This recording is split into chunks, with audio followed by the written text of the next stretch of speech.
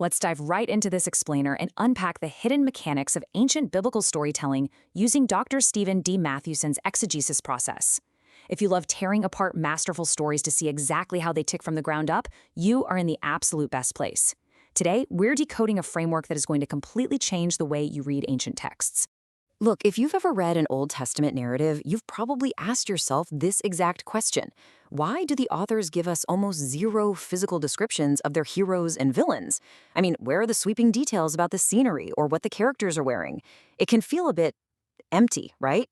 And this brilliantly illustrates the divide. Modern Western authors, think John Grisham or Louis L'Amour, they paint these 4K high-def portraits. They'll spend entire paragraphs on a guy's strong jawline, his curly hair, or the exact fabric of his coat. But ancient biblical writers, they give us a quick pencil sketch. They use a super lean, spare style. They simply do not care about vivid visual depictions just for the sake of realism. So here is our roadmap for today. We are focusing on the C and T of the ACS framework. We'll quickly run through 1. The ACS framework, 2. Classifying characters, 3. The quick pencil sketch, 4. Hidden meanings and names, 5. The power of talking, and finally, 6. The omniscient narrator. Starting with Section 1, the Acts framework. Plot, characters, talking, setting. Now, the crucial point here is that while plot, the A for action, is primary, it's the characters who actually drive that action forward. There's this great old rabbinic saying that God made people because he loves stories. Or, maybe he made stories because he loves people. Either way, analyzing how these people function is your master key to unlocking the text. Moving right along to Section 2, classifying characters. This is all about understanding roles, not just names. Let's see how sorting characters helps us understand the actual machinery of the story. Think about familiar stories like 1 Samuel. David is our protagonist, right? And Saul is the antagonist. Now, where does Goliath fit in? Goliath actually just functions as a foil. He's the challenge that reveals the stark contrast between David and Saul.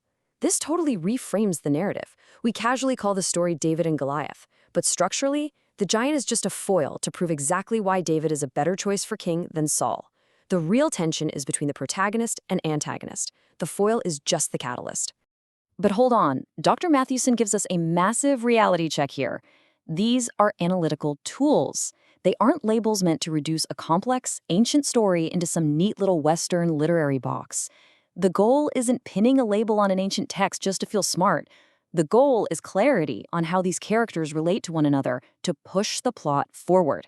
Section 3, the quick pencil sketch. There are no throwaway lines.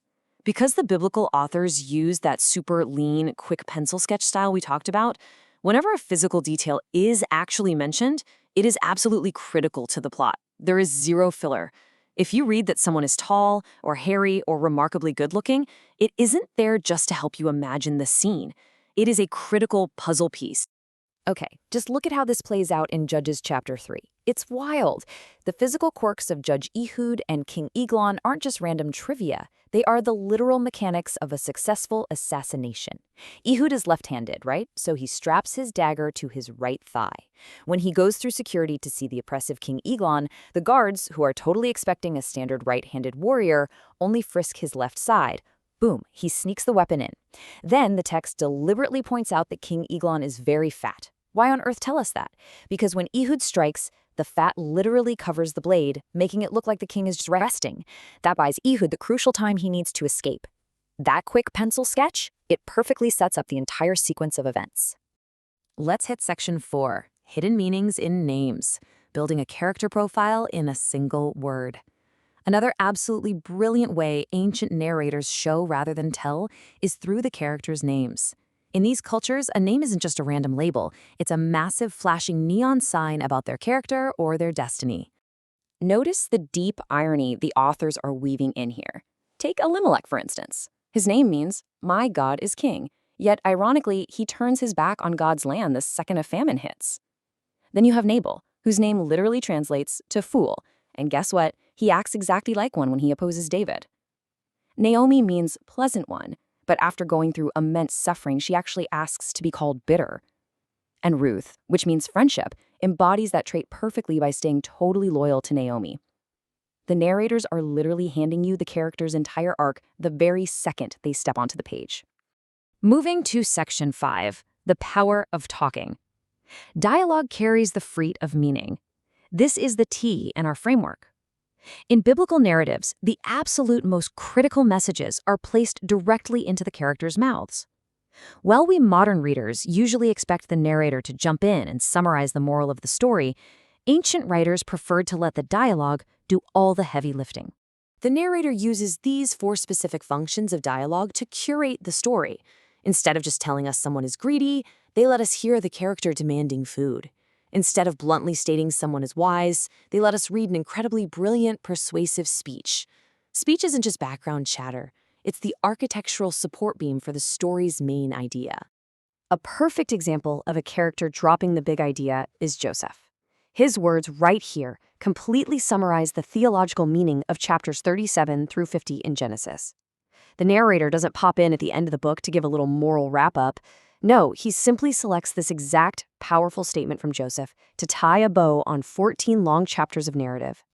It's the exact same thing with David's speech to Goliath. This isn't just pre-battle trash talk.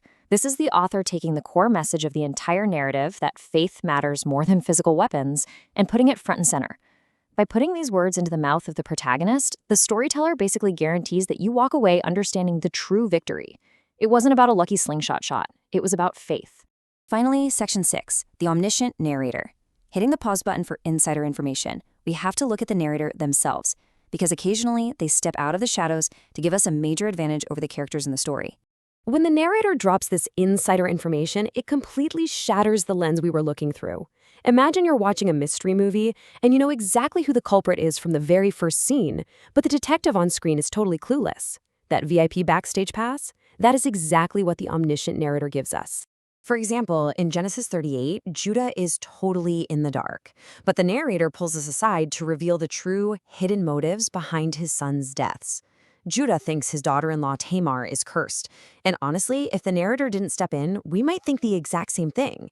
But by hitting the pause button and sharing that secret info with us, we evaluate Judah's actions and Tamar's situation with a totally different level of understanding. So armed with this acts framework, the real question is this. When we read these lean, quick pencil sketches, are we actually paying close enough attention to this subtle genius hiding right there in plain sight?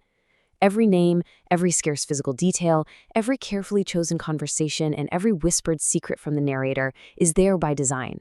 Next time you open up these ancient texts, slow down. Look at the characters, listen closely to what they're saying, and I promise you'll see the story in a whole new light.